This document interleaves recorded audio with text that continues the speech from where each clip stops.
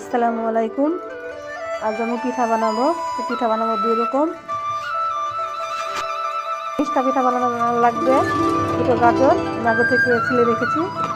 আর ঝাল পিঠা বানানোর জন্য লাগবে ফুলকপি। তো আপনারা পুরো ভিডিওটা দেখুন। এখানে আমি একটা ব্লেন্ডার নিয়েছি, এই গাজরটা আমি ব্লেন্ড করে নেব। গাজরগুলো ব্লেন্ড করা হয়ে গেছে, ফুলকপিটা এবার ব্লেন্ড করে নেব। কড়া বসিয়ে দিয়েছি, এবার গাজরটা দিয়ে দেবো। গাজরটা আমি ভালো করে ভেজে নেব। গাজর আমার ভালো করে ভাজা হয়ে গেছে, এবার খেজুরে গুড় দিয়ে দেবো। এখানে 1 কাপ শুকনো চালের গুঁড়ো নিয়েছি, এবার চালের গুঁড়োটা দিয়ে দেবো। হালকা হালকা করে দিয়ে দেবো আর লাগবে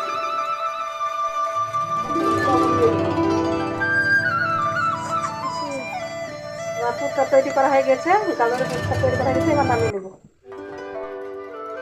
ঝাল পুরটা এবার তৈরি করে নেবো। দিয়ে দেবো সরষের তেল, পেঁয়াজ কুচি,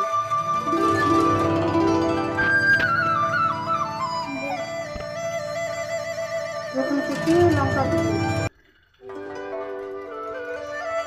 দেবো আদা কুচি,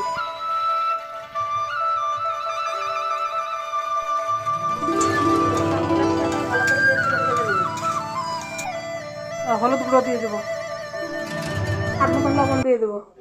কথা মশলাটা ভালো করে কষিয়ে নেবো। ফুলকপির কুচিগুলো এবার দিয়ে দেবো। এখানে আমি একটা আলু কুচি নিয়েছি, আলু কুচিগুলো দিয়ে দেবো।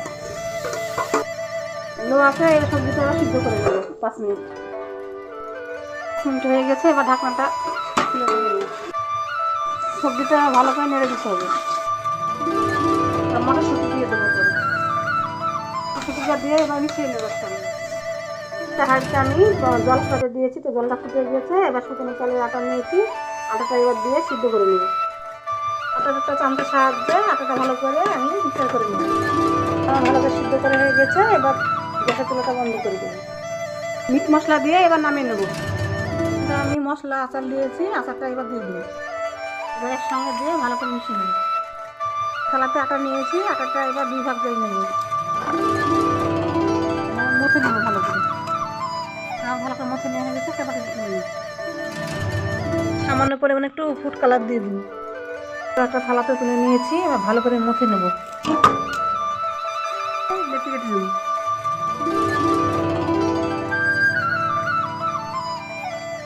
বাটির মতন করে পুর দিয়ে দেব। করে ডিজাইনটা তৈরি করে নেব।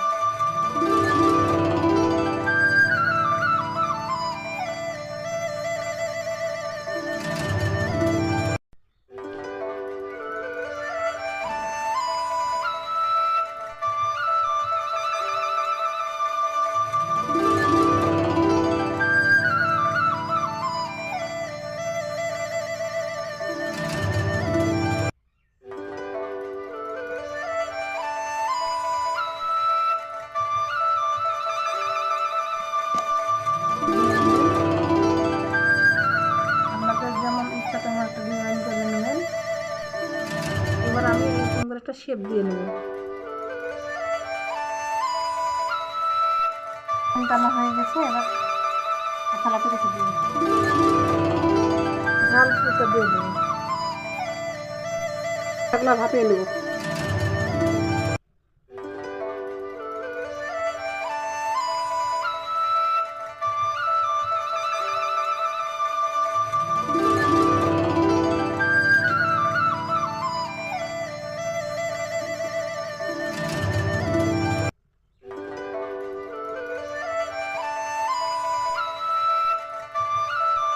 থালা দিয়ে ঢেকে দেবো।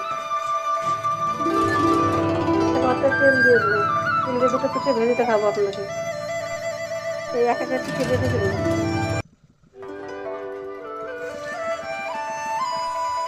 ভাজা হয়ে গেছে, এবার তুলে নেব।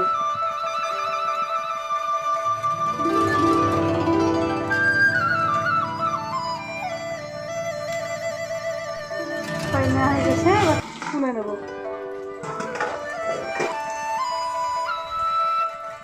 দারুণ হয়েছে।